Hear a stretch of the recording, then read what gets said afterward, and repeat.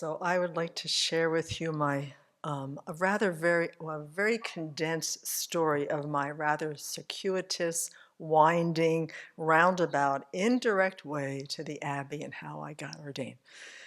Um, yeah, it was really circuitous. It was winding, all dead ends and detours, and certainly quite a bit of virtue from past lives, because as Venerable had said the other day when she was teaching, she said, there's nothing in this life that I can see that would have directed me here to ordain, the aspiration.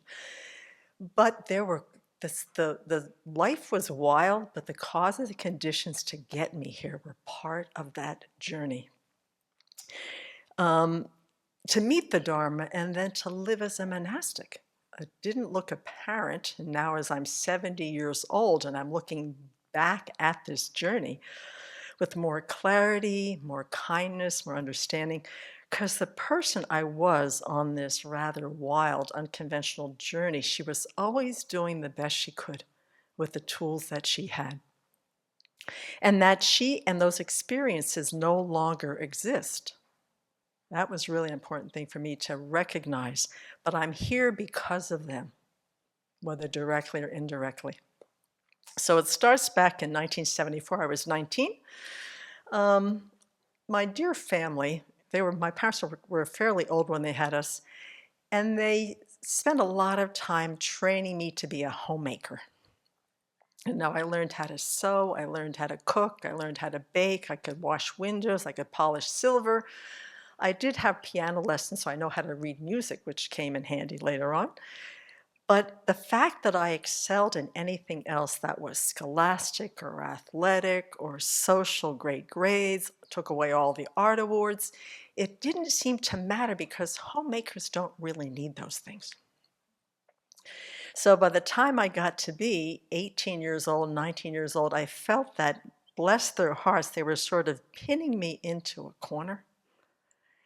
And so in the winter of 1974, with some money that my grandpa had left three of us kids, I took off for Colorado. And that's another whole story by itself. But what it was a 23-year journey to try to find out who I was. I mean, these really deep questions. What is life about? What's the meaning of all of this? And so for 23 years, I had this very deep process of finding out what I didn't think it was, that it wasn't them, it wasn't this, it wasn't that. But from a Dharma viewpoint, what those 23 years were for Nancy Ann Nesbitt was her grabbing at all the shiny objects she could get her hands on that samsara would supply. And there were a lot of them. And to be honest with you, I can't tell you how many jobs I had. I can't tell you how many places I lived. I can't tell you how many times across the country I moved, how many friends I met and left behind, and how many adventures and misadventures I had in those 23 years. I was kind of going in this long, winding, circular route with no answers to those questions except what I didn't want. Some amazing experiences, but in 1996, in my last big move, this was going to be it, this was going to answer the questions, I moved to Seattle. And I found myself saying, this is getting old. And I said to myself, Nancy, you're 41, you are getting old. It wasn't so exciting anymore to be living and flying by the seat of my pants, which is what I had done. Basically just going after whatever samsara offered as far as shiny objects or whatever form it was. And now I was in Seattle and I was going, do you really want to do this again? So in 1997 was the first time I'd ever heard Venerable teach at the Dharma Center. And it was about precious human life, the rarity of it, the causes for it. And I said to myself, this isn't a regular shiny object of samsara. There's something very different about this. And do I have one? That was the big question. So over the next 4 or 5 years, I just kept showing up for almost everything at the center. Venerable was teaching 2 nights a week. We had we had retreats. Some of her teachers came to Seattle. We got to see the most amazing teachers. And I took refuge in 1999. And one of the things the Dharma was telling me that I didn't even recognize, and took a long time to recognize, that all the happiness that I thought I was looking for and all the suffering that I thought I was experiencing did not come from outside myself. It came from inside of here. And I was just terrified. And the Dharma was starting to invite me to go inside of myself to find out what was the cause of happiness and suffering in my life. So in 2003, Venerable bought the Abbey, and I had been part of a group of her students from Seattle and Idaho. We looked around at property and land, and one of the things I admired, that Venerable also used this process of what she didn't want. She looked at a lot of pieces of property, and it was only when she saw this place on this multiple listing site on the web that she really got excited. So in 2000, sometime in the winter of 2003, and I'm going to just make this as a very specific memory that I will never, ever forget, is that there was a young man staying here while she went to India that winter. She had just been here with the 2 cats, Manjushri and Achala, who had taken the journey with her to find the Abbey. And Jeff was going to go away for a few weeks. I came across the mountain from Seattle to stay here for 2 weeks and sort of mind the Abbey. Venerable was still in India. And before he left, Jeff said, Manju's got this little kind of raw spot on his thigh. He might, and in the past 2 weeks, it's gotten really, really big. He said, you might want to have him go to the vet and check it out.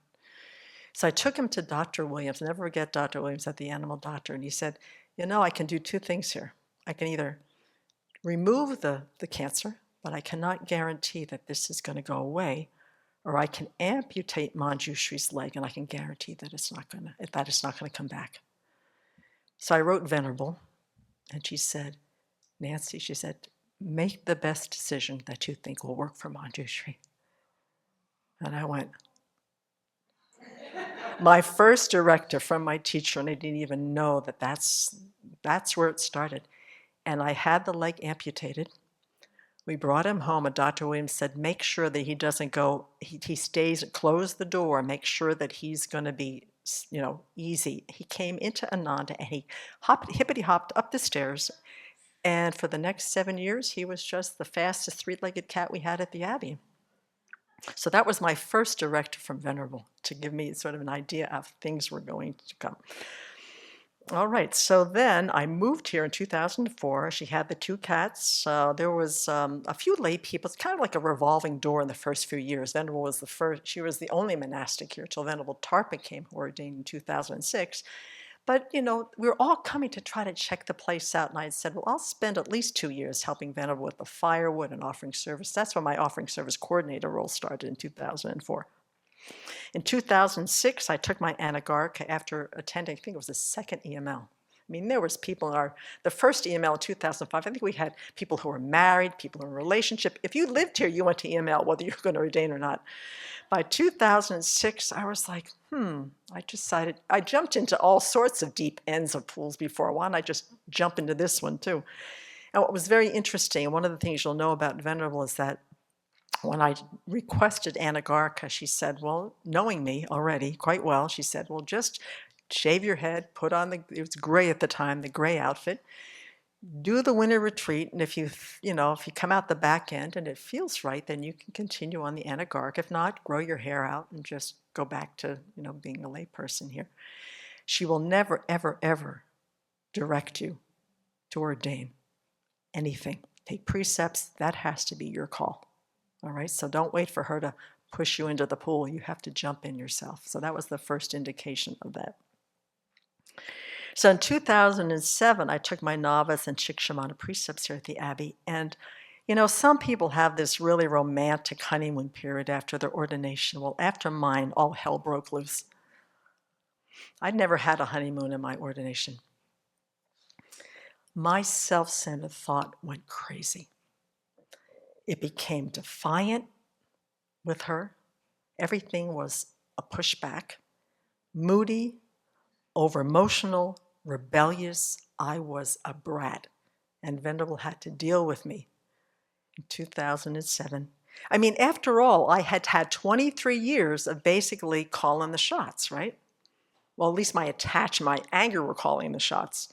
And here I was not only trying to follow guidelines and schedule, but now I had precepts. And my self-centered thought would have no part of it.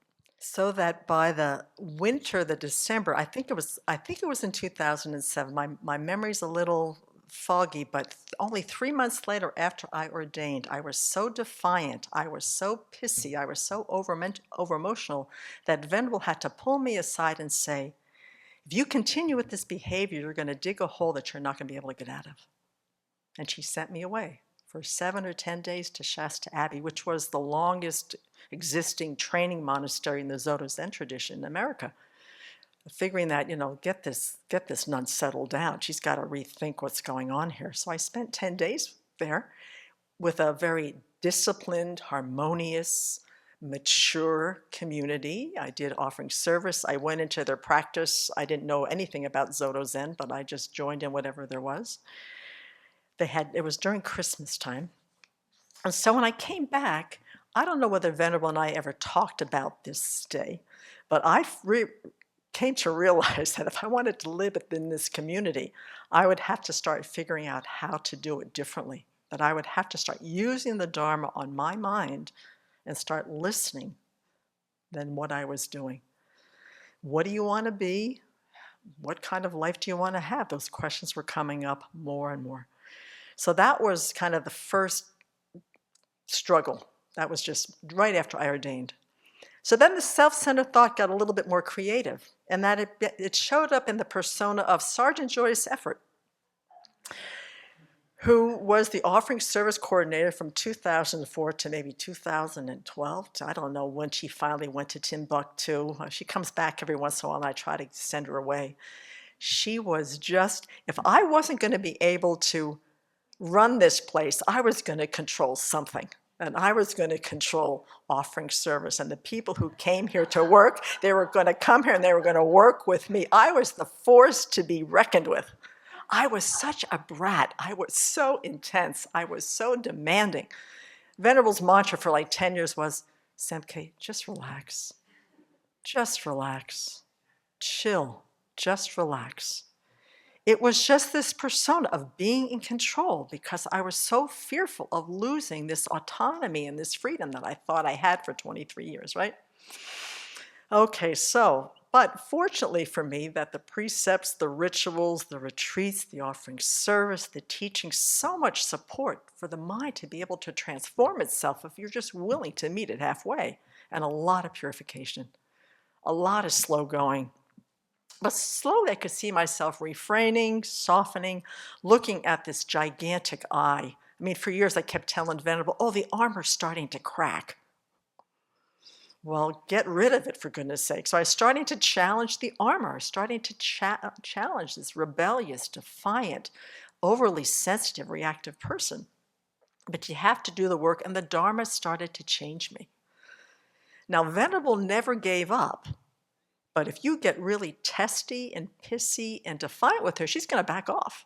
She's got more important things to do, and you have to figure it out. So she used to watch me either figure it out or implode or hit the wall or something, but she never abandoned me. But at some point, when you're closed down and your teacher's trying to train you, you have to really you'll figure it out yourself, or somebody will help you figure it out. So slowly, my life and my mind began to change. The old habits of mind are hard, but they are transformational. I mean, 21 years here, 18 years now ordained. And here's the advice that I have for all of you. Do your best. I mean, who do you want to be? What type of life do you want to have? I found out in my practice that what I needed to do first and foremost, and it was a long process, was I had to become my own best friend. I had a lot of self-hate. I had a lot of self-judgment. I had a lot of fear of failure, of making mistakes, of being wrong, because I really wanted to be a trusted friend for others. This whole idea of bodhicitta was so attractive to me. I mean, Semke, bodhicitta, the high mind here, right? I'm striving some life. And for 23 years, I was my own worst enemy. So to learn how to be my own best friend. And the Buddha has laid it out perfectly, and the Vinaya is sort of the cream, the cherry on top, at least for my mind. And that Venerable set up a container here so that we can practice deeply and long term to be able to dismantle these old ways of thinking, and that the community holds the space for all of it, for all of us to do it together. And even the folks who show up like you help hold the space for the practice here. The rock tumbler knocks off all the hard stuff, and there's a lot of hard stuff, at least for this one there was.